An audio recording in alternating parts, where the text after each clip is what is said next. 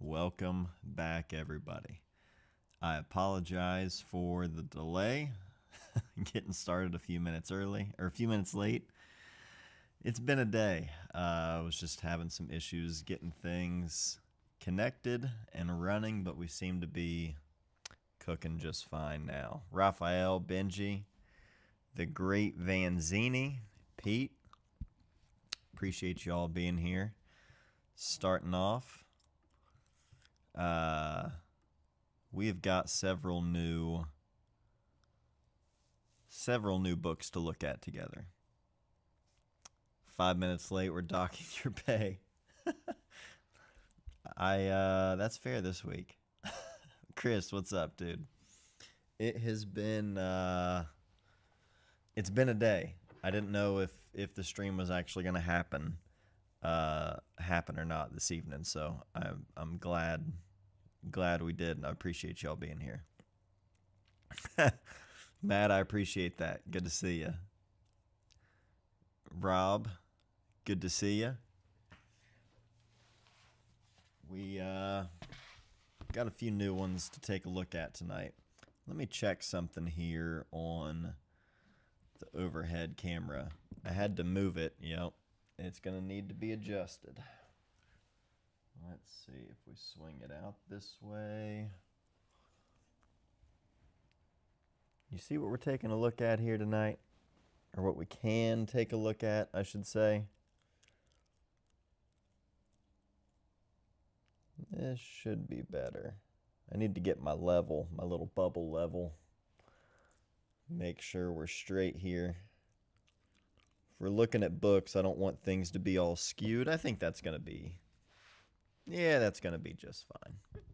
We'll do it there. All right. So first, this is a zine that I just picked up recently. Natalie Baring. This is, I believe it's called Terrible. Yeah, Terrible Cameras. Really, really rad, handmade type of zine we can take a look at. The Joy is in Capturing the Journey. Brand new photo book from Ray Barbee.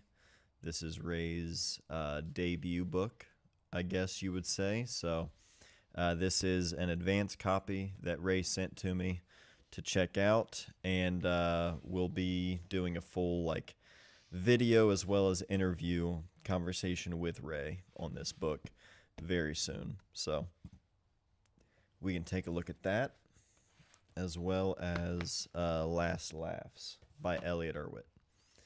This was recently sent in by the publisher, which I'm not going to attempt to pronounce unless anyone here knows the name of this publisher. I don't know how that's pronounced officially, but they sent me this book because they know how much of a fan of Elliot Erwitt I am. And so that was very kind of them. So I want to share that gift with all of you here. If anyone is already familiar with this book, let me know. But this is a brand new one that just recently came out. A relatively new one, I should say, after Elliot Erwitt's passing. Jim says he just got this book this week.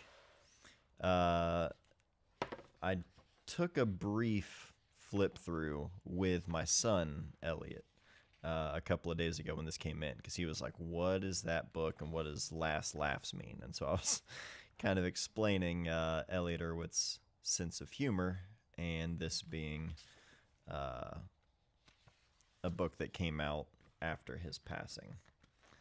Past the introduction here, preface. Mel, good to see you. Feel like it's been a minute since I've got to say what's up. We missed last week's stream. I had a bunch of stuff going on throughout the week and just wasn't able to make it happen. I didn't think tonight's stream, I wasn't sure. Has not been the best day, I'll be perfectly honest with you guys. But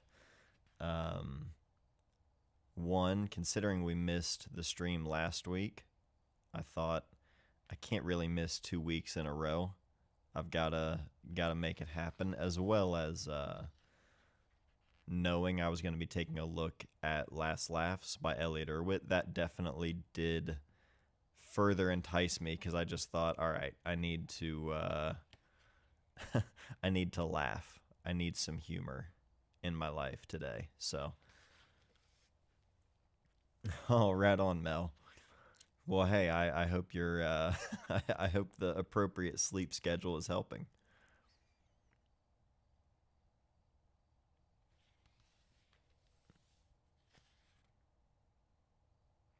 His dog pics have some comedy about them. Yeah, absolutely.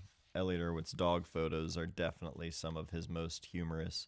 Um, are you guys also seeing the crazy like moray in this book on the reflection here? Are you all seeing that right now? I'm seeing it on my screen, and that normally doesn't happen. I'm wondering if it's the other lights. Yeah, what that normally doesn't happen on like with this lens or this camera or these books.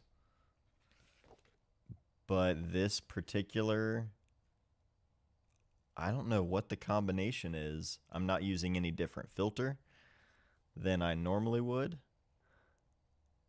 Yeah, this is really odd. I don't know why it's having that issue on on this particular paper, but I'll try to work on that with the light, or just the angle. I'll try to mitigate that the best I can. This is one of my favorite funny pictures of Elliot Erwitt. That's so good. Hey, I'm glad you're enjoying the streams, man. Thanks for being here.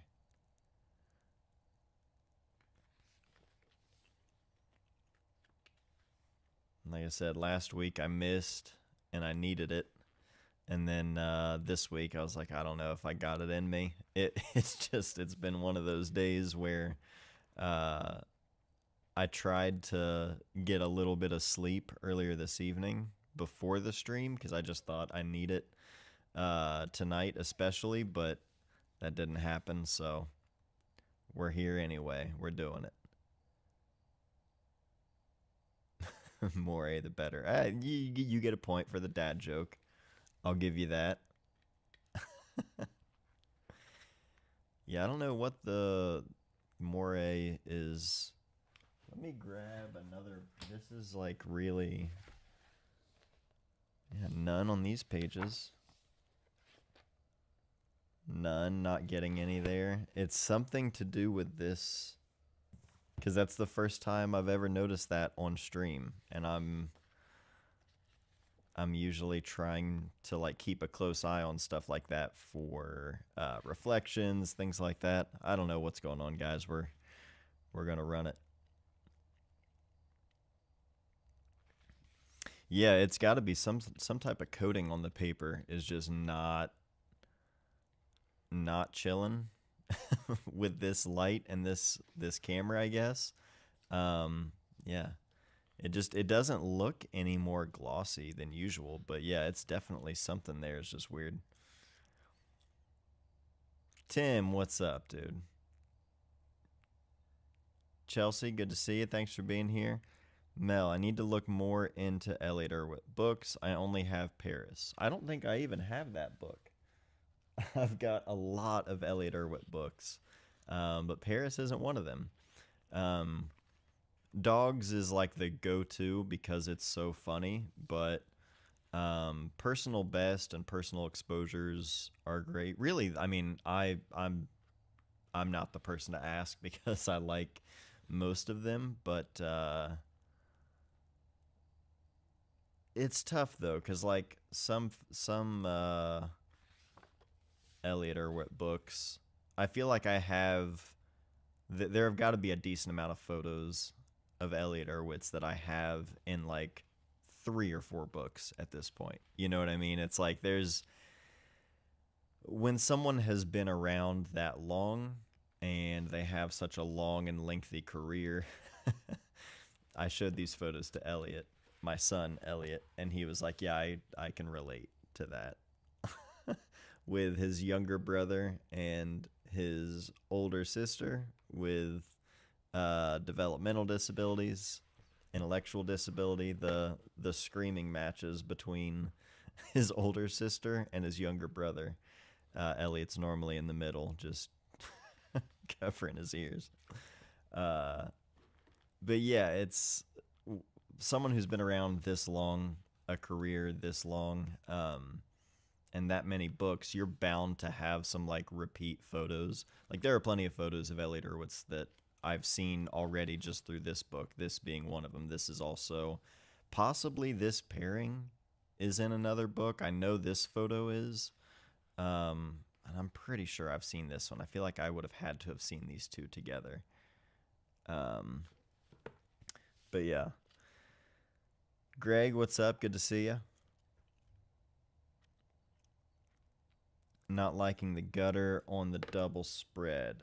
Yeah, the gut that's one that for something that goes across the front here, like you've really got to kind of roll the gutter in order to see the entire image, whereas these they at least offset it a little bit. Um, typically that sort of thing going across the gutter is like a big no for me. And then with Surveyor, my book designer Darren, she suggested doing that on a few photos, and initially I was not into the idea, but then seeing what she did with the design, it worked the way she made it work. But me personally, I would have never suggested it right off the bat. But Elvin, what's up? Good to see you.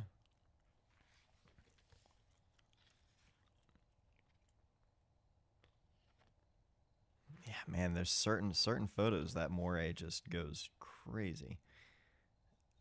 Oh, Matt, I appreciate that, man. Thank you. It's funny. I haven't looked through it front to back in a minute because I'm like at that point now where it's been out long enough and I have looked at it enough that I'm like, all right, I don't want to I don't want to keep looking at it. I got to look at something different. But I got to look at I feel like I'm like in that reevaluation stage with literally all of my photography, so I don't even know at this point.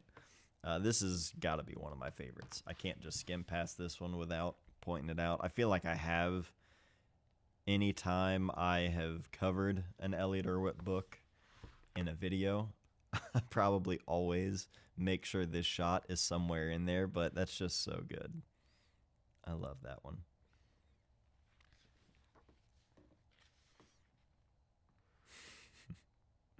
I feel like maybe we just looked at this sequence in Sequentially Yours as well. Um, Photos that were all taken in succession like that. Another one that's probably in 4 or 5 different books of Elliot Erwitt's at this point, but easily some of his most iconic work.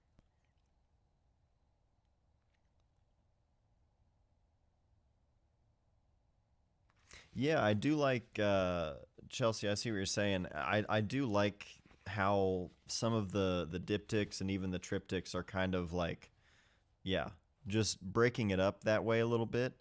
Um, like me just looking at this right here, I would have maybe lifted this up just a tiny bit so that you get this nice, almost kind of continuation of the lines. And if you did that and kind of slid all of this up to further across here, yeah, I always love just seeing where the placement is and trying to understand why.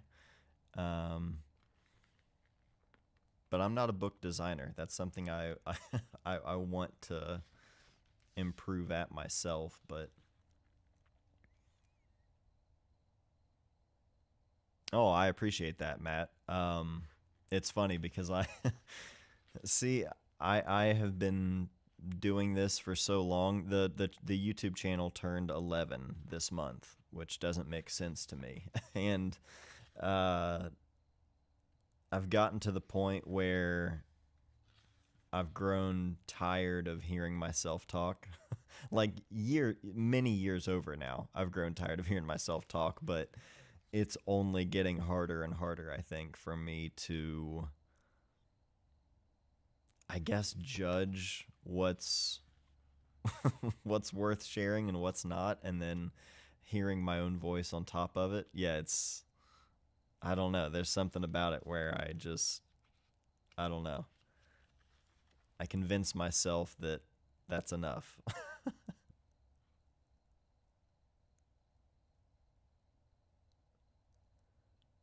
Oh, that's interesting. Making slideshow videos with Adobe Elements and that adding Moray to the photos.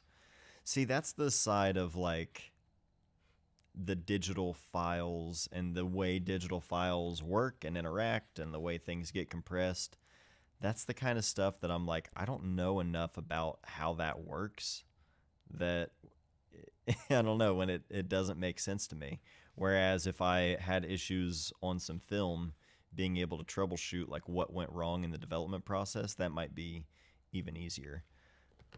This is another one of my favorites. We have this woman here observing the clothed painting, and then the crowd of men staring at the nude portrait.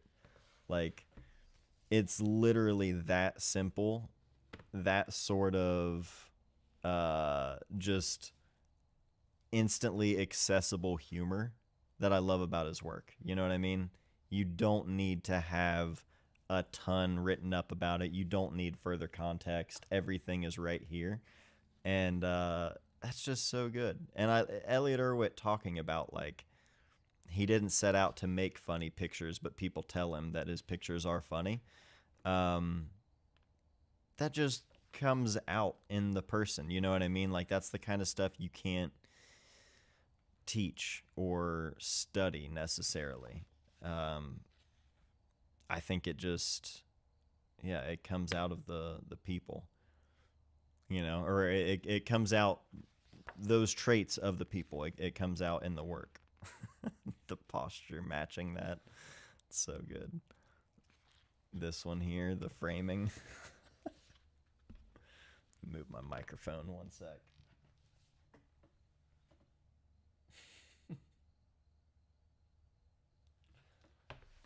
Yeah.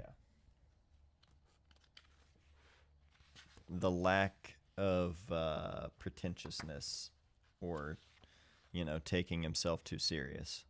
It's great to see. Jeff, no, I have not seen that. It says, have you seen the new Steinmetz retrospective book, over 300 pages? Good God, no, I haven't seen that.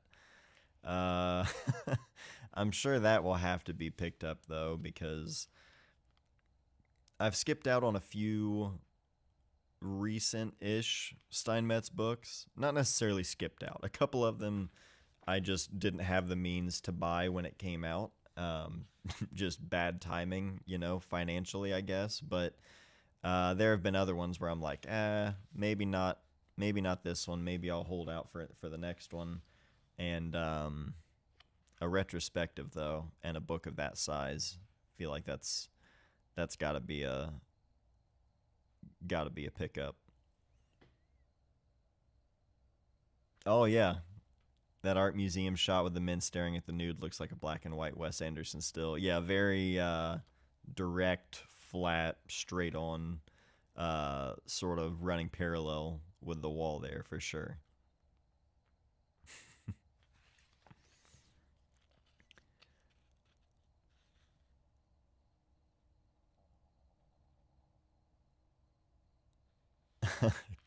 Chris says, I'm retouching a product shoot right now while watching this, and it could not be further from Erwitt's work. Yeah, retouching product shoots, that's definitely not the lighthearted fun humor of Elliot Erwitt's work for sure.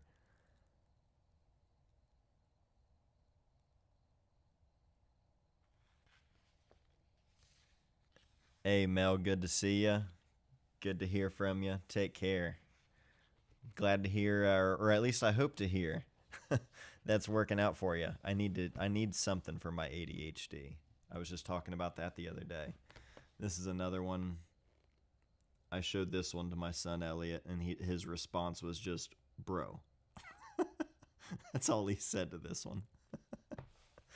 I don't know, gourds maybe? Are those gourds sitting on the bar like that, or on the well, that's incredible.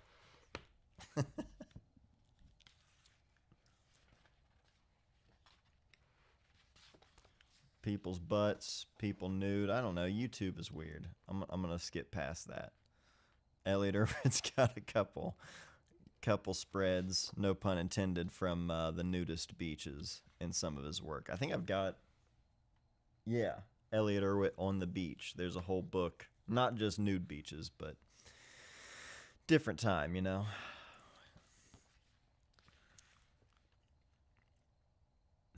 That one's so good.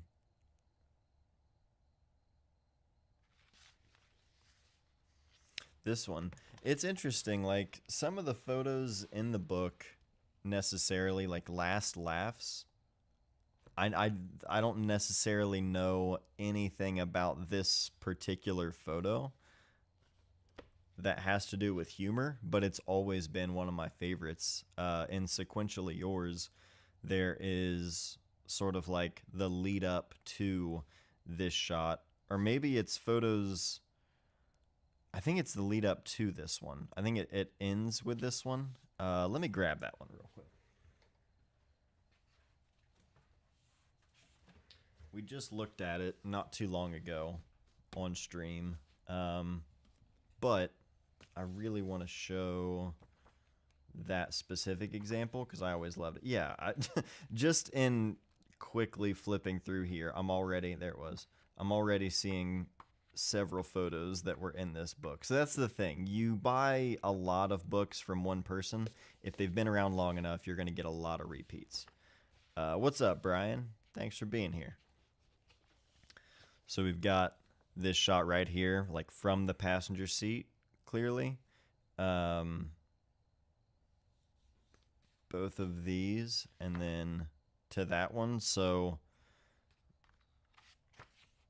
yeah, I don't know the context as to what was going on or who else is in the car here, but I just thought since that's such a very well-known photo and a little bit different printing, if we're looking here, you see you get a lot more of all of this in the top of the frame on Sequentially Yours, and then that one there printed a little different. So you're getting just a little bit cropped off, and you'll see that in a lot of photos, especially back then when you get a lot of like medium format contact sheet stuff. A lot of Elliot Irwitz, some of his like really famous photos that are a 2:3 aspect ratio or a 4:3. Oftentimes that was shot by 6:6.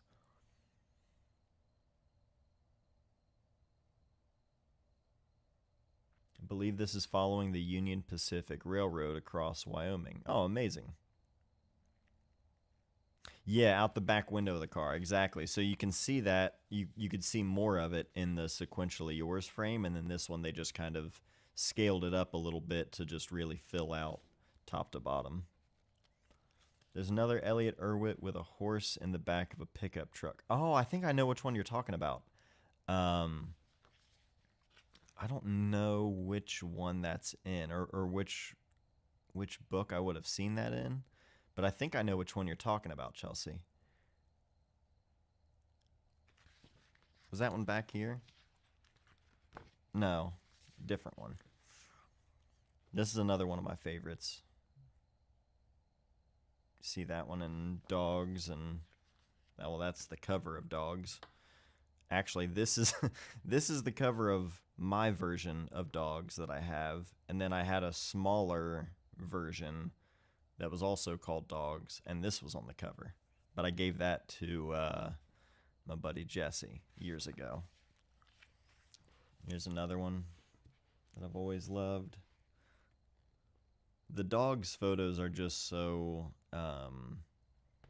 like, he has so many great dog photos that anytime any of his work gets put into any of the other books, a lot of the dog photos are in there.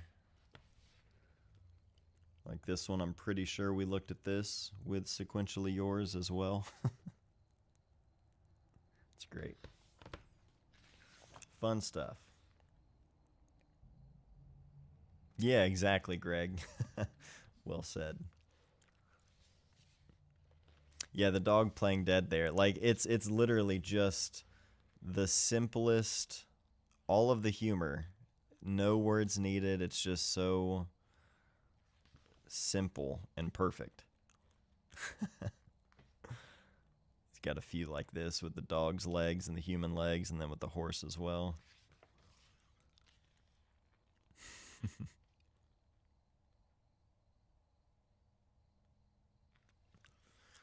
Technical question: what gear, camera, film stock was he using? I know he shot a lot with Leica. I'm not sure which one specifically. A lot of 35 millimeter. If I had to guess, it would be Tri-X, but I don't know that specifically. But I know he worked a lot with a Leica, and in fact, one of my favorite things about Elliot Erwitt in general, at least one of the things where I was like, oh, okay, this guy's not just a great photographer and funny work, but he gets it. Because there was some Leica video that was like, it was produced by Leica, so it was at some Leica event, and they were going around asking all of these, like, you know, legends of photography, a lot of Magnum photographers. They were going around asking each one at this event, like, tell us why you use a Leica camera. And it was literally like 10 minutes going from photographer to photographer of all of these people being like, oh, you know, they were playing Leica bingo, where it was like, you got to say, it's an extension of my eye. You got to say something about the decisive moment. Like, it was all just the, you know. And look, I love Leica cameras. I've used them for over a decade, at least my M6. Like, that's my favorite camera ever. But, you know how it gets when people talk about the cameras. Sometimes it's a little, like, it's a little drawn out, a little over dramatic. And they get to Elliot Erwitt, and they were like, tell us why you use a Leica camera. And he was just like, it's a good camera, why not? And that was it. That was the whole answer. And I was like, yes, that's beautiful. And he knew what he was doing by giving that, like, very tongue-in-cheek answer, you know what I mean? So it was rad. That was one of the first things I saw in, like, an interview. Maybe not one of the first things, but it was just one of those moments where I was like, yeah, this guy's rad. Not only his photography, but oh, dude, I don't think I've ever seen this one. Oh my god, this might be the first one, legitimately, that I think I've come across that I haven't seen previously, either in other books or just in general. Like, I really think I've seen maybe all of these until now. I don't remember ever seeing this one, and that is that is an all-timer. Oh, wow. That's so good. That reminds me, actually, I gotta find. Hold on. Let's see here. I gotta find.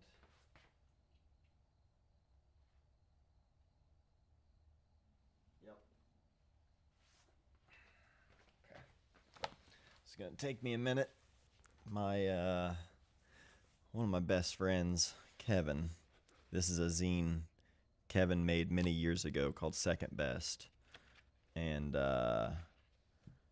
it's all work made at the Minnesota State Fair.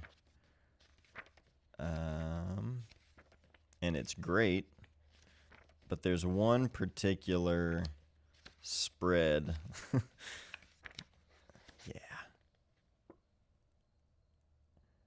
So when Kevin first showed me this spread, I was like, oh.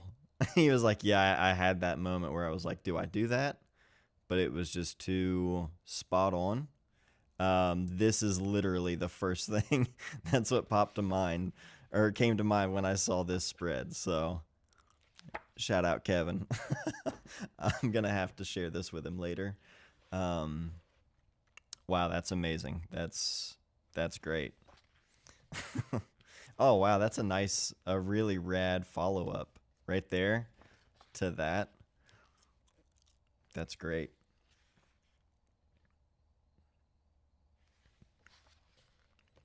Oh yeah, that's one of his most well-known photos for sure. And that one as well, which is unsettling. Macy's Day Parade photo. I don't know if I've seen this one. That one might be. Maybe I haven't seen that one before.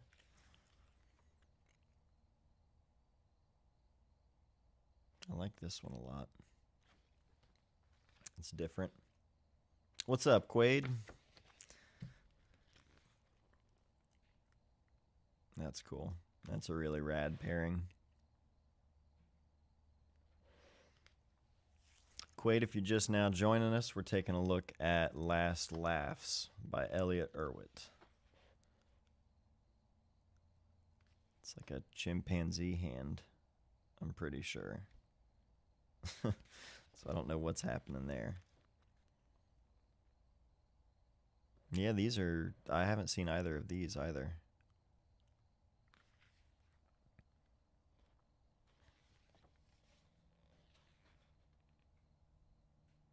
The end is at hand. Oh, okay.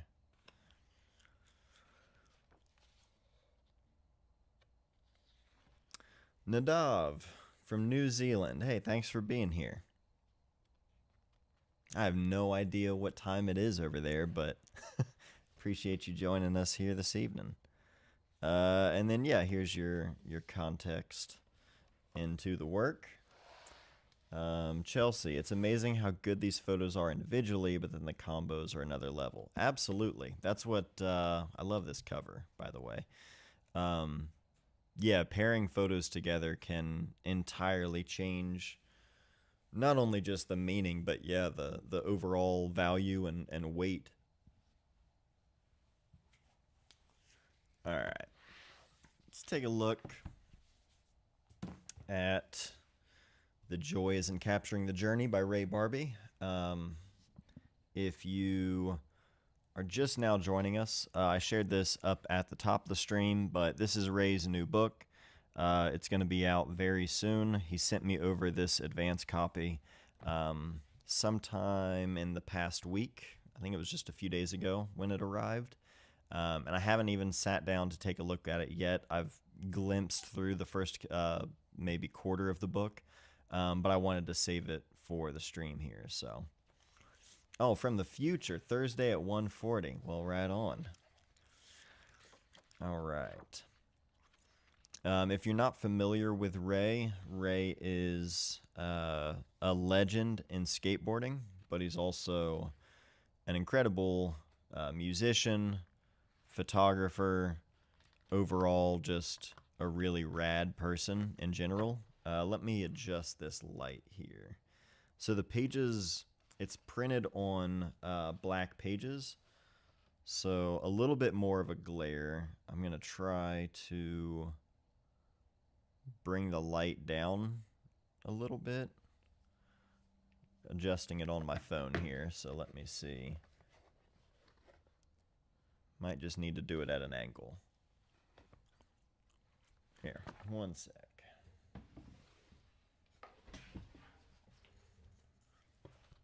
Slide that underneath and kind of prop it up a little bit.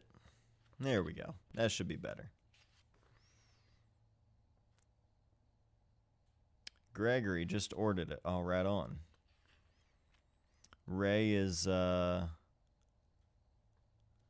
only like someone that's inspiring on a skateboard and with a camera and just in general, one of the nicest people in the world. His just natural like enthusiasm and excitement for everything is contagious. It's awesome.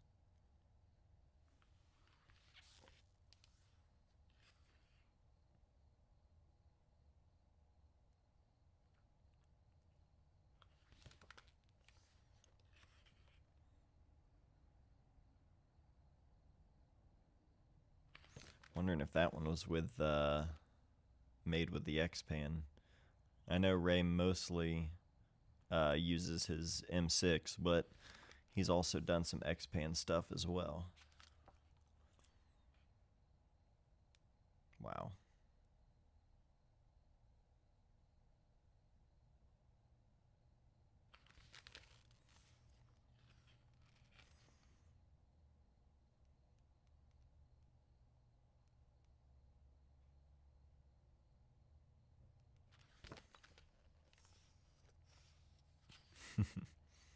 It's awesome.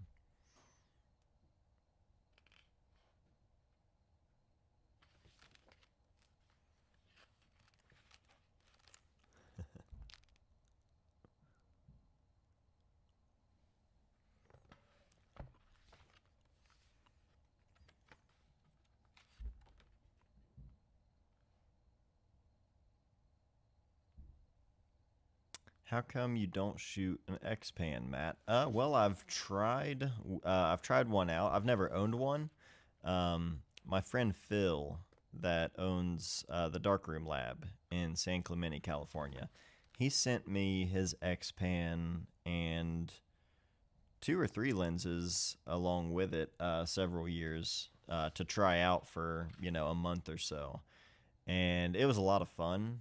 Um, I think for me, if that's insane, that drop is just that's terrifying.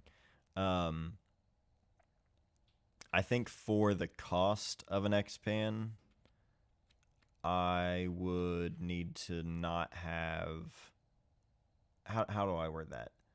If I didn't have my M6, I would be more uh, open, I guess, to buying an X-Pan. But since I already have an M6 and I don't shoot, or at least I can't see myself shooting panoramic that often, or I don't have intentions to shoot panoramic that often, then I have a hard time justifying it. But um, honestly, most 35 millimeter cameras, especially rangefinders, it's hard for me to justify because I just always think I'll just use my M6. I bought that, in 2013, and it's still my favorite camera. So point and shoot cameras, rangefinders, really, unless it's an SLR where I specifically know like I want to use an SLR so I can look through the lens and get this exactly, framed up or composed exactly how I want it, then I'm most likely I would rather just shoot with the M6. I already bought that and I bought it to use it, you know what I mean? So, yeah, Chelsea, exactly. Chelsea says it takes a long time to learn to see compositions with those atypical formats like Xpan. I have a hard enough time switching between Micro Four Thirds, full frame, and 645. 1000%. I totally get that. Um, it's hard to juggle like back and forth when you're like the other day I went to here's one. I know this one was Xpan. He did a little like book of panoramic postcards with Element skateboards. We looked at it once on stream. I would say I'll go grab it, but I'd probably be looking for a minute. The zines are I've got a lot of them. What was I saying? Oh yeah, yeah. Um, Changing it up between the different formats. Like I feel like more and more lately, every time I go out, to photograph, which doesn't happen that often these days. I just spent an entire Saturday by myself and my cameras, like a week and a half ago, and it was amazing. And I left the house with my M6 and my FM2, and with the M6, I have a 35, or I only have a 50, and my FM2, I brought my 35 that day. So while I was out walking, I was just like, I need to commit to one lens or one focal length, and I felt like 35 that day, so I just put the M6 in the bag, shot with the FM2 and nothing else. Didn't even bring my Polaroid, which normally I always have at least a Polaroid camera as well.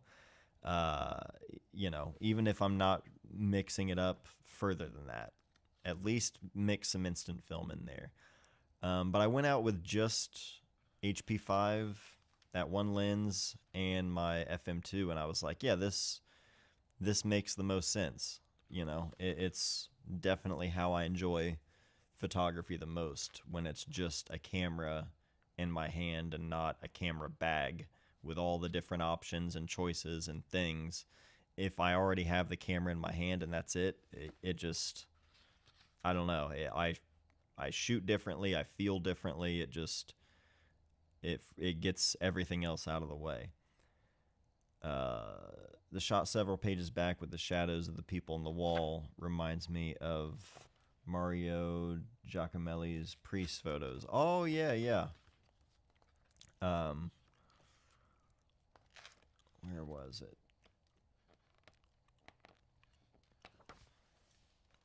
I might have missed it. I might have missed it now. Now I'm blanking. I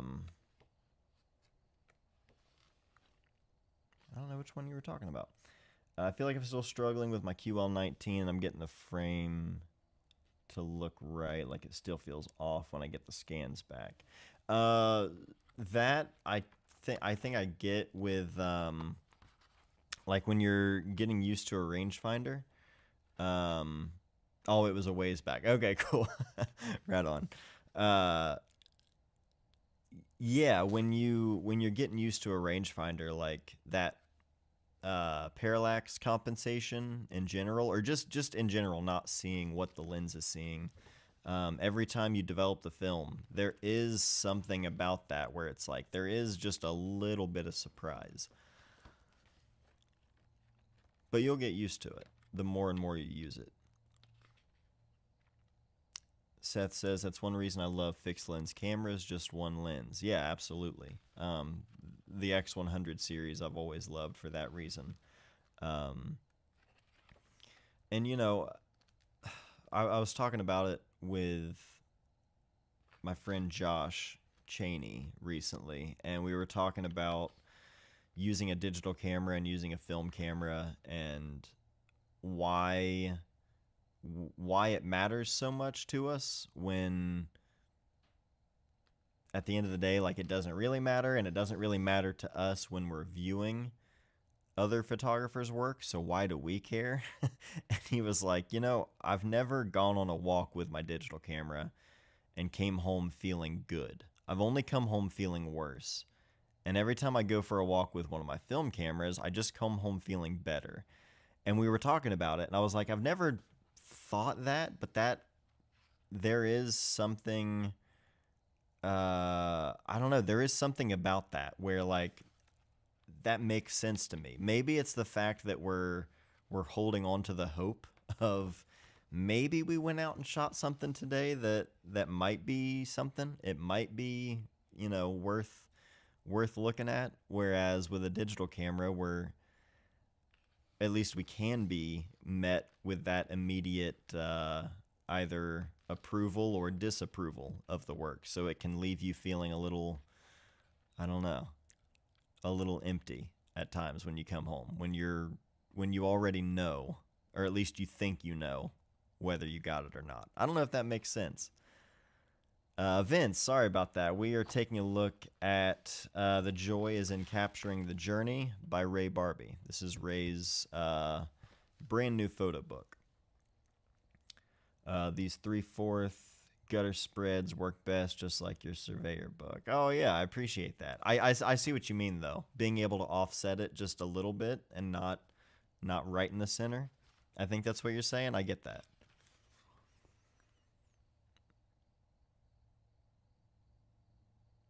Isaac says the denial of instant gratification with a film camera inherently connects you to the work you're making rather than judging the work you made on scene.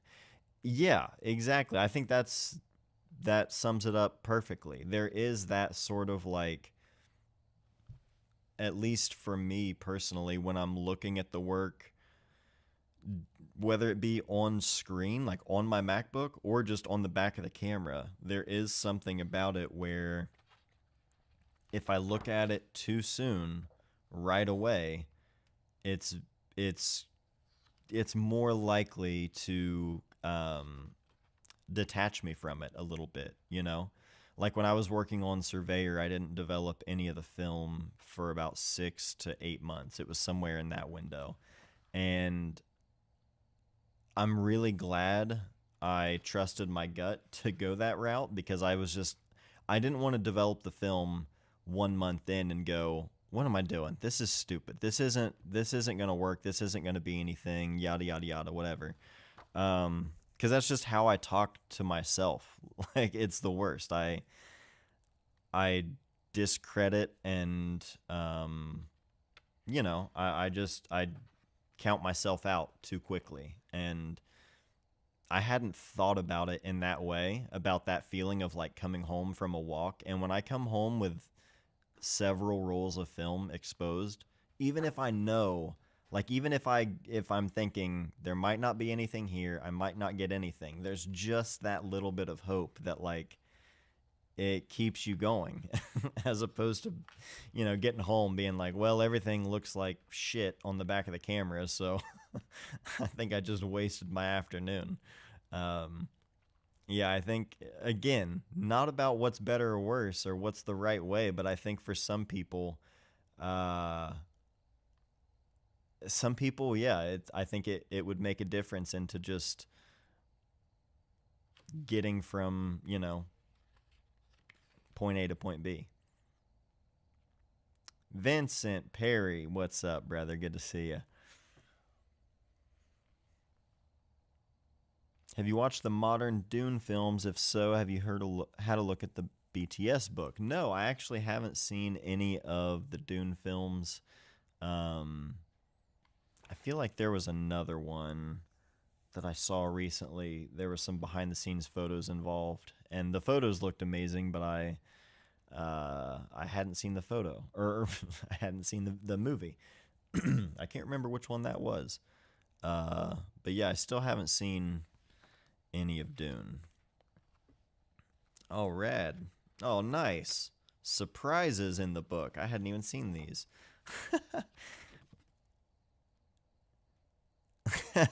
That's amazing. So this is we got some Crooked stickers. Ray currently rides for Crooked skateboards.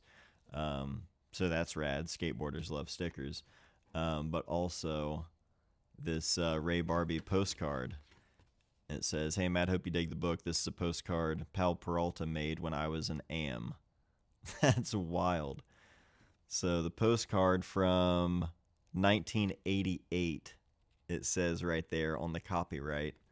And the caption, Ray Barbie, it says, doing his part for law and order with frontside railing slides to fakie at the county courthouse in Long Beach. Well, that's going up on the fridge or the bulletin board.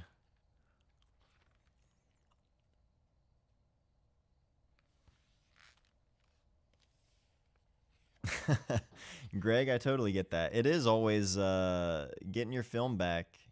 It's always a fun surprise. Actually, that reminds me. I completely forgot about it. I might include some of it in like one of the next vlogs or something I upload. But I just had some Super 8 film developed for the first time in years, and it was Super 8 that I shot in 2017. So Nora and Elliot were tiny. I it was a lot of footage of us like hiking as a family, and just seeing the kids at that size was insane. And seeing it for the first time, obviously, since I just got the film developed, it was a trip. Oh, I didn't see Matt Seal was in here. What's up, Matt Seal? Oh, I don't think it was Sinners, Quaid, but I do want to see Sinners really, really bad. That looks incredible. I also want to see Friendship really bad, the new Tim Robinson, Paul Rudd movie. Those are like my two most wanted to see right now is Sinners and Friendship. Uh, I don't remember the last time I was actually at a movie theater. One time, Molly and I went to the movies while we were in Washington, D.C., because we didn't have the kids with us. We were there to photograph a wedding, I think it was. And we needed something to do. And we were like, well, this is the one time we can go to the movies. So let's go do that. Actually, the last movie I saw in theaters, I think, was the Mario movie with Elliot. So that makes sense. We were going to go see the Minecraft movie in theaters. That came around and didn't happen. And Elliot just bought it digitally, though. So I've been listening to the Minecraft movie quite a bit. Oh, hell yeah. Good looking out, Quaid. I didn't know it was coming out digitally that soon. Well, yeah, I'm going to have to make that happen. Seth says it's fun to read everyone's thoughts on film versus digital. I'm finally dusting off the OM1 I inherited from my dad and shooting some more film. Been developing the roles at home, and it's been fun. I love to hear that. That's what it's all about, man. It's one of those things that, like, I actually got a message. Well, I've been answering a lot of questions in upcoming videos. This is really rad. Film is fun, and the process is fun. And I have a hard time constantly in my head going, yeah, it's fun. It's just not practical. And why am I making it harder on myself? Like, not in the sense of like it's hard to shoot film. It's just the added time of the process where I go, you know, with the amount of free time I have in a day, why do I not just stick to shooting digitally, especially considering I have a YouTube channel? Like the other day, I went out and I shot photos. I recorded a little bit of video while I was out for the, just for the sake of the YouTube video. But I shot all those photos. Then I came home, developed all the film, scanned all the film, archived all the film, going through it, all the scans. Like it's a lot of it's a lot of work, and it's two different cameras for film and video. If I were just using a digital camera, why wouldn't I just like take my Z8? It's an amazing photo camera, an amazing video camera. I could do it all in one, but there's something about it. I just can't. I can't get away from it. I've been doing it for 20 some years, and I still am like, yeah, but it's fun to develop it, Like that right there. We're talking about it. Mason Silva, Skater of the Year in 20 whatever year that was. 2020 maybe? 21? Yeah, developing film. Getting to see his photos. That's what it's all about, man. It's fun. Chelsea says, you got to enjoy it. I think there's a magic to film, but if you don't enjoy the process of film, I don't think it's worth the effort. Yeah, absolutely. That's why I try to tell people. I'm like, if you've never shot it, you've got to try it. But if you don't love it, don't torture yourself or your bank account for that matters. Just, stick to it if it's fun for you. And that's what I try. Like, I try to just tell myself that. Like, I try to remind myself it's not about what's the most convenient. It's about enjoying it, I'm happy with the photos I made that day. I don't, wish I shot them digitally. there's no issue with it. I just think, God, I could have saved myself time and headache and money, but I don't know. It's just one of those things, you can't get past it. So that is The Joy is in Capturing the Journey by Ray Barbee.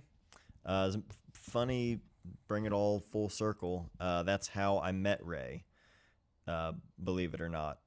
Years of being a fan of Ray Barbee and watching him in skate videos and seeing his photography and just thinking like, man, this guy is just rad. He randomly DM'd me one day on Instagram and was like, hey man, I was watching your video on pushing HP5. I was wondering if what your developing time is for HP5 push 2 stops and yada yada yada, all this stuff. And it was just like one of those out of body type things, because I was a fan of Ray's for so long, and then that led to him being on my podcast years ago, and since then he's just one of those people that every time I talk to him, it trips me out because he's the nicest, one of the realest people ever. And so when you meet people that you're like a fan of and they're actually just regular, real people as well, it's encouraging. At the time when my dad passed away, Ray and I, like, I think he had been on my podcast at that point, but we weren't like friends. We didn't talk often or anything. And then when he found out about my dad passing, he just called me out of the blue one day, and I happened to be driving back to Chillicothe from Columbus, which is about an hour north, where my dad was in the hospital at the time. And I think maybe he hadn't passed yet, but we knew we were just waiting, like it was going to happen. And I talked to Ray on the phone for like over 2 hours, and this was someone that I was just a fan of for a long time, and we only talked about family for a couple hours and like losing family. And that I feel like I've shared that before, but I wanted to share it again because Ray is like, when I tell people about Ray, that's the story I go to, because Ray didn't know me like that, and he took it upon himself to just call someone who he thought needed it. And yeah, Ray's the best. Ray's a really, really good person. So check out The Joy is in Capturing the Journey if you're interested, by Ray Barbee, his new book. But he's going to be on the channel. He sent me this advanced copy because I wanted to check it out ahead of time, and we're going to hop on a call and just kind of talk about the book. This is Ray's first book. So as soon as I found out about it, I hit him up and I was like, let's talk about it. Let's share about it. I want to pick your brain on something like this because I know it's been a long time coming. So super excited for Ray. So if you guys are interested in it, if you enjoyed that, a look at that one, definitely seek it out. Super excited for him.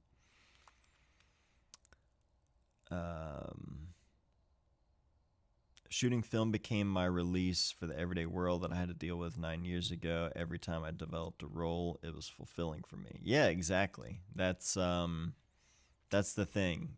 Even when you don't get anything on that role, there's something about it that just, I don't know. It's again, when you enjoy the process, it's hard to beat. Found a balance with my M9. The screen is terrible, and I just turn it off. Makes me miss film less. That's actually, I've heard people say that like some of the older digital cameras are a nice like balance between advantages of digital versus not being married to that screen. When I used one of the Fuji, the X100T, when I had that camera, I remember I gaff taped over the LCD screen for a while because I just thought I'm using the EVF. Like I'm not using the optical finder on that camera. I'm using the EVF because the optical finder on the Fuji cameras, in the Fuji X cameras, like in my opinion, it was more of a gimmick than a usable. I think I've heard that they're better in terms of like the parallax compensation and focus, actually accurately focusing on things. But I always use the EVF, so I just thought I know what the photo is going to look like as it's finished before I even press the shutter. So there's really no sense in using the screen at all on that camera. And yeah, that was a really nice kind of balance. But I don't know. There's something about the Nikon Z8 that it's so much camera, and it's so like, it feels like a DSLR because of how chunky it is. And there's something about it where I'm like, the camera both feels good to use, and at the same time I don't care about it and I'm not excited about it, really. Like, it's really hard to explain because I've always loved finding cameras that just feel good to use. A lot of the film cameras, like, I mean, really, aside from comparing differences and maybe comparing the lens options and such, like, a lot of the difference in film photography, yes, obviously with the different film stocks, but like the variety of different kinds of cameras that are out there is what makes it so fun. And so finding digital cameras that do have some sort of character or soul to them, if you want to call it that, it's like, that is part of the fun, you know? I've always loved the digital M's because they feel so close to my M6, and the Fuji cameras are a lot of fun because they have that, they scratch that same kind of itch. The Hasselblad, obviously, I had that through the sponsored video. Sold that because that was the plan from the jump. But like, I like when a camera feels good and I can appreciate it, but I also have found myself just going further and further into like, give me the camera that I don't get excited about and make me use that, so that, I don't know, maybe it's just like I don't know, I've gotten over it, or I've gotten, I don't know what it is, but yeah, I'm like, yeah, the Z8, I picked that up, and there was something about it where I was like, this reminds me of when I was like really cutting my teeth on like portrait photography, band photography, all of like the DSLR stuff that I did back in the day, where I was like, I don't want to look at the camera, you know? The Leica M cameras are like aesthetically pleasing looking cameras. Uh, the Z8 just looks like a camera, and that's what I like about it. So I don't know. It's just one of those weird things where when it comes to digital cameras,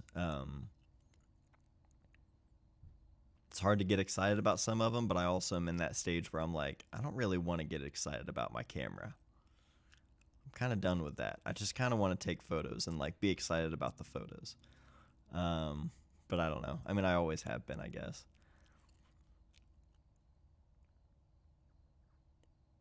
Oh, amazing. Flavio says, hey, Matt, I was the guy who found an enlarger at the thrift store and used your video to start printing. I've gone through a whole box of paper and had great moments developing with friends. Thanks. I love to hear that, man. That's amazing. That's what it's all about. Yes, exactly. Chelsea, like Elliot Erwitt said, it's a good camera. Why not? And that's exactly it. Um, Chris says, you just summed up Nikon Z cameras. Yeah, like it's a great camera. I'm happy with the photos. I don't get excited about using it, or I don't know. I keep looking up because it's right here. Let me just do this. Take my little overhead rig here. Oh God. pull everything down with the strap. It's just a big, chunky, like, nothing about that looks exciting to me. This just looks like, but that's what I liked about the last Nikon DSLR I had was a D750. Before that, I had a D800, D700, a D90, D60. The Z8 is like, it really does feel like it, no matter what kind of photography I'm going to do, the Z8 is going to max out. Like it's going to handle no matter what kind of photography I need to do. And there's that level of like, cool, one camera leaving the house, no matter what I happen to see, I'm covered. That just feels good. But I also, like, I kind of want to try the ZF because I borrowed one for like a couple hours and I hated it.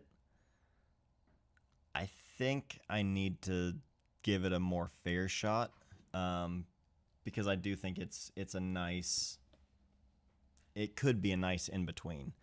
I need a grip on it though, because using the ZF without a grip, at least just for a couple of hours, I hated it. I have found more ergonomic bars of soap than that camera. So Chris says Thypoc is sending me some of their Samara lenses, and I also think those will get me stoked on using those cameras more. Oh yeah. I haven't tried the Samara, but the Eureka was rad. Speaking of that and all of this though, at Nikon actually just someone from Nikon is loaning me a Z6 III and a 24-70 f4 for the summer. I mentioned that I wanted to try a like B camera. I was like, I'm kind of considering the ZF or a Z6 III as a B cam to the Z8 for both photo use, but also to add a camera for streaming and for filming videos. And they recommended the Z6 III. So someone from Nikon just yesterday, I think it was,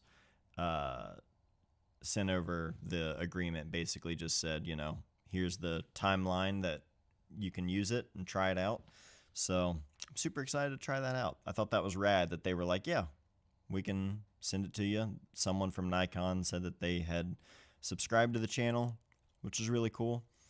And just said, yeah, you can try it out, see what you think. Let us know if you have questions. So this is the only Z camera I have experience with. Despite using their DSLRs for years, the Z system, I'm like 6 months in with the Z8. So not new, but that's still new-ish, I think, to me. So still learning it, still figuring it out. Chris Tellez here, who's in the chat, he's been a wealth of knowledge for getting to know this system, because I felt very out of place coming from Leica before that and Lumix.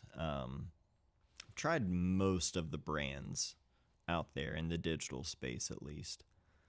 But yeah. Richard, what's up? Good to see you. That is one thing. Yeah, the ZF, the manual focus. That's one thing I've seen people like. I've tried it. I need to further tweak my Z8 and customize some of the settings. There's a lot in this camera that I have not even touched, because I start digging through the menus and I'm like, all right, we're getting a little more camera than I typically like. I typically just put everything, just leave it in manual and only control the absolute bare minimum of what I need to adjust, which is really just the exposure triangle. But it seems like there's a lot of manual focus features and assistance, I guess, that I've heard a lot of people say, especially with the ZF. That's a really popular camera for film shooters. It makes perfect sense. I mean, I don't know. I mean, we can talk about it briefly here. I've got to wrap up here shortly, but briefly, let's talk about it. Fuji half frame, or not half frame, the X half. That's a whole other thing we could talk about.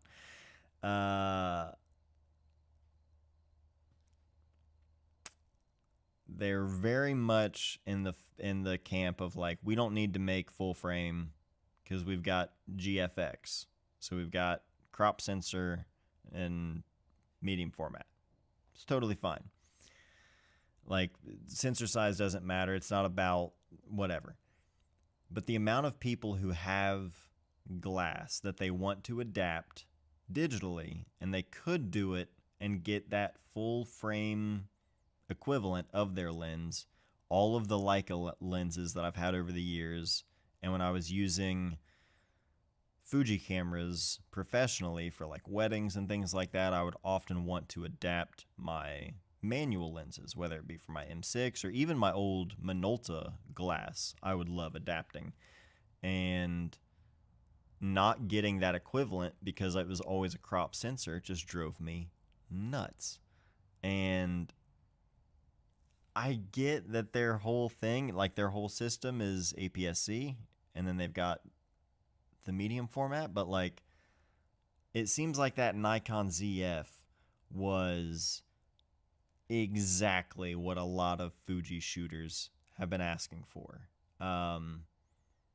Just a full frame, just the full frame. Because like, I think from what I've read from people through comments and messages from people, all the years that I've had this channel, I think there are a lot of people who buy Fuji cameras because they need a digital kit that they need to use when they would really rather be using film. But if they could use their film lenses and get that same focal length, same characteristics, same everything out of that lens, but in a digital format, they would want that. And Leica, people aren't going to pay that much for a digital M. Not everybody. Understandably so. The Q, you can't change the lens. The SL, people don't want because they want the small form factor. But if Leica makes a mirrorless, if they make an M with an EVF instead of the rangefinder, then that takes away from what makes an M an M. And I don't see Leica ever making a mirrorless, like an X Pro 3 or 4, whatever. Fuji, that's the other thing. Why not make an X Pro 4? It's right there. Or the successor to the fixed lens point and shoot, the X30, X70, whatever it was. There have been so many Fuji cameras. And the X half, I'm sure the price was not their initial plan. There's a whole lot of fun stuff in America happening right now that's affecting prices of everything because of incompetence. But for the price, the Fuji X half, not for me. For some people out there, sure. And for those people, that's great. Again, what makes film photography so fun is that there's so many different cameras, and like trying out different cameras and experience, like that's fun. So like, give us more weird cameras. We've already got 6,000 perfect cameras that are all getting these like, Mark II, Mark III, Mark IV, Mark V, whatever. Like, we've got so many cameras that are all doing relatively the same thing. Give us different cameras and quirky cameras for sure. But like, why won't Fuji just make the GFX 50R Mark II instead of like, and I don't know what their numbers are, like selling how many of those, the GFX 100, but like that was another one where I was like, I really think if they made a 50R Mark II, that would be more appealing to people than a fixed lens medium format. That's just my opinion. I don't know how many different cameras they've released in the time that people have been waiting for an X Pro 4. I don't know. There's just Fuji baffles me. They really do. Like they make some, and I say that as someone who has bought and spent a lot of money on Fuji gear over the years. They're great, great cameras. I bought the original X100 when it came out, the X Pro 1, which was like the first interchangeable lens camera from them in that system. I instantly was like, I'll try this out. I've been into what Fuji is doing with that system. It's just, I don't get some of their decisions as it has branched out and grown so much.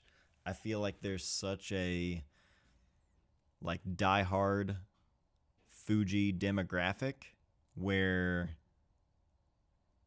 some of those cameras like the X Pro 4, they're just certain versions or whatever that I've seen people talking about for so long, and they're like, what if it doesn't have a viewfinder? What if we do something? And it's like, yeah, something different, but I don't know. It's just weird. Cameras, they're all great. I don't know. Those are just my thoughts for tonight, I guess. Yeah, the price for sure is, I think that's what I see most people hung up on the X half. It's just like that one thing. If it was a little bit cheaper or a lot cheaper, but I don't know. It could be a total smash hit for Fuji. You know what I mean? I just, I don't know. I'm interested to see where they go from here, where Nikon goes from here with the ZF. If they continue that line, not saying that it needs replaced now, but like a lot of people almost, I feel like I see more people talking about the ZF now than when it first came out. And so it'll be interesting to see what Nikon does moving forward.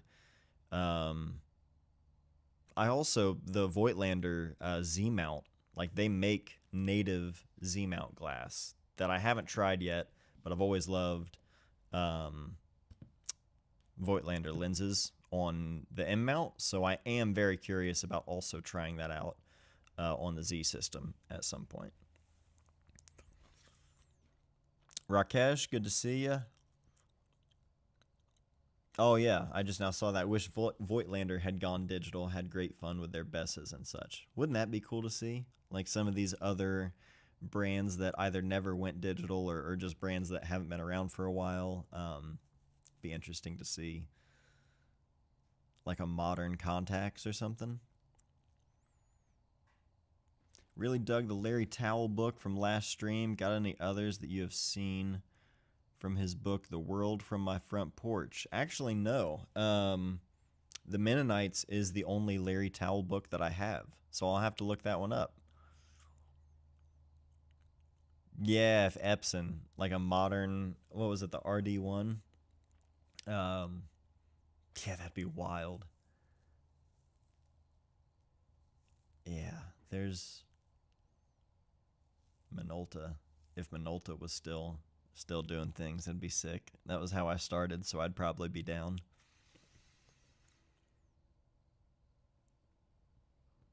The Z5 II may significantly undercut ZF sales for people not interested in spending $400 more on aesthetics. Oh yeah, that's that's like the relatively new full frame, right? It's like kind of their entry level full frame, I think. I think I remember seeing that was priced at like 900 or 1,000, like somewhere around there. That's a really good, compelling price. Or maybe it was, I think it was around that, if I remember right. Oh, hell yeah. Says it's a great book. Found out about it from Kyle Miles. Well, that's my boy. Family photo album from a Magnum War photographer. It's incredible. Hey, well, thanks for being here, D. Trider. We're here every week, usually every Wednesday. Last week I missed. I had some stuff going on. Usually every Wednesday, though, at 9 p.m. Eastern Standard Time. So come hang out. And if you can't hang out, during the stream. I always make sure the replays are available right afterwards, so appreciate you being here. Started on a Pentax film, SLR, and Pentax is still exactly the same as they were 2 decades ago. Yeah, poor Pentax. I remember when that digital medium format that they came out with, the 645, what was it? 64 D? 645? I think that's all it was a Pentax 645D. I remember when that came out, and I was like, oh, Pentax is, all right, they're still Pentax. God bless them. Bo, been years since I seen you pop up on YouTube. Well, hey, thanks for being here. I'm still here. What are you even shooting with nowadays? So right now, digitally, I've got the Nikon Z8. You might have been here while we were just talking about that. I'm not sure. And then I've got still my M6 and a Voigtlander 50. And I've got an FM2, a Nikon FM2, which is over there in the toolbox. Those are like the main in rotation at the moment. It's really, I mean, I've got like Polaroid cameras and some old cameras that I started with, but like I don't keep a lot of cameras. You would see a collection of cameras in all of my videos if I kept them, but they're on to the next one.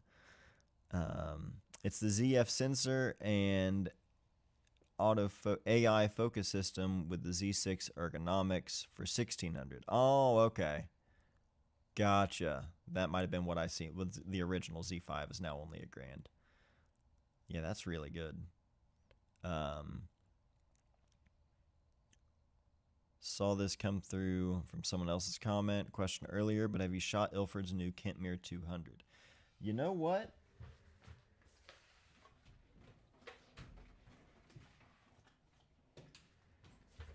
I have not, but I have some.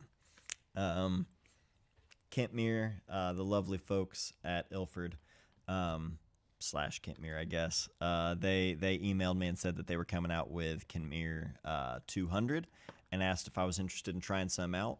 So I have some, but I haven't shot it yet because I'm saving it because I want to make a video so I can share it with all of you. So I haven't gotten around to it yet because I didn't want to just like burn through a roll of nothing and then, you know, that was it. So I've got a few rolls that I am saving and I'll be sharing with all of you, but I haven't tried it yet. However, I've seen results from the film. It looks good. I am going to be interested in just trying this and Kentmere 400 because I feel like it's been years since I've tried that, but unless I start bulk rolling my film again, I would be open to trying that out in replace of HP5 because the price increase. It's just it's funny, like I'll get comments, someone will be like, are you still yada yada yada whatever. My tastes and my funds for film have changed as I have gone from 0 children to 3 children over the last 11 years. So these days I'm looking to save any way that I can, and the price of HP5 being like $10 a roll these days is it's getting out of hand. So I might be going back to bulk loading just to save some money there, but I don't know. We'll see. But when I do make when I do try out Kentmere 400 as well as 200, I will for sure I'll be sharing a video in the process. Yeah, I think most people can relate. The funds for film, the funds needed to shoot film have changed. Let's be honest. It was it was a different game 10 years ago. So, yeah. But yeah. I got to wrap up. I appreciate y'all being here tonight. Again, I didn't know if I was going to be able to do the stream tonight. Particularly, it's a pretty rough evening, so I appreciate you all being here with me. It was much needed, and I hope you all enjoyed it. If you're just now joining us, if you missed the beginning, you can catch the replay. We took a look at Last Laughs by Elliot Erwitt. This guy right here. Great book.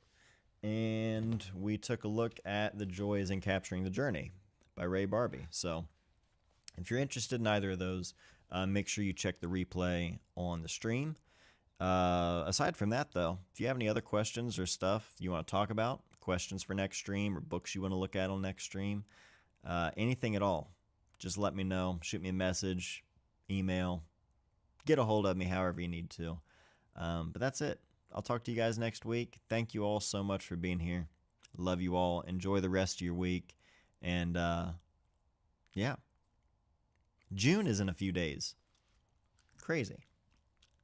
See you guys.